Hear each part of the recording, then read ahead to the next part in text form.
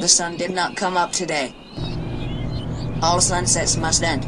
Tongue switch, gender switch, lights out, underwear off. All falls down. So when we think about, this is really experimental cinema at its finest. This is art in a cinema form.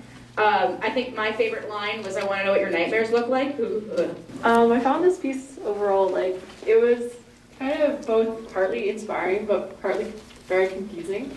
I think overall, I'm not completely sure if there was supposed to be like a overall theme, but for me, I found it very hard to pull out, even though I had, like, there were a lot of moments, I think, that were inspiring, but overall, I kind of got, like, I lost the overall theme of it. And some films just ask you to make the theme for yourself. I think in this piece, you're right. There are a lot of strong thematic elements that reoccur. We have this kind of stream of consciousness thing happening with our narrator. There are some recurring motifs. Some that are about body image, some that are about the way it's kind of them against the world, their view of self against the world's perception of them.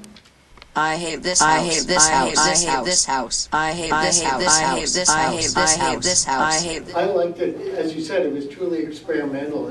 It was the most language-based of these films. I mean, some of the dialogue was almost poetry, but then it was read through this weird computer-modulated voice, which took some of the emotion out of it, and it was very challenging to watch. In terms of a theme, there was a constant motif of not fitting in. I hate this house, I hate this house, where's my house, right? The rat can't get out, and the best thing the rat finds is a statement that everything's a metaphor, right? So there's no easy answer, there's no comfortable resting place for the persona in the movie.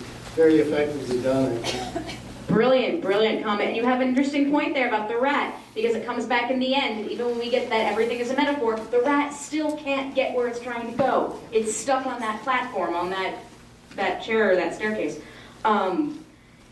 You're right. This is a piece that indicates that the person telling the story is uncomfortable and can't find a resting medium. It was quite difficult to understand what it is all about, but when it just started, I had a feeling it's about abortion. Because it was like, oh, is this how I looked like when I was 1 day old or something? And then it's like, I hate this house, and then this is my house, and they show it cemetery? Or what was it? I think your interpretation is as good as anyone else's interpretation on this one. And you have an interesting point, though, because they show, I don't know if it's a newborn or perhaps a fetal mouse or rat in the very beginning, and this is me on the first day I was born, and we end with an adult rat, but the adult rat can't really go anywhere. There's a lot of interpretation you can pull out of this piece, and there may not be a right or wrong answer. To me it was haunting, and it sort of felt very much stream of consciousness, like you said, but it almost felt like this robot is reading someone's deepest, darkest, personal, private thoughts. I will say this, it's a brave film. It had a lot of bravery behind it, because it really opens up on some deep, dark thoughts. Like, the things you think that you don't ever say, it went there. So kudos to that.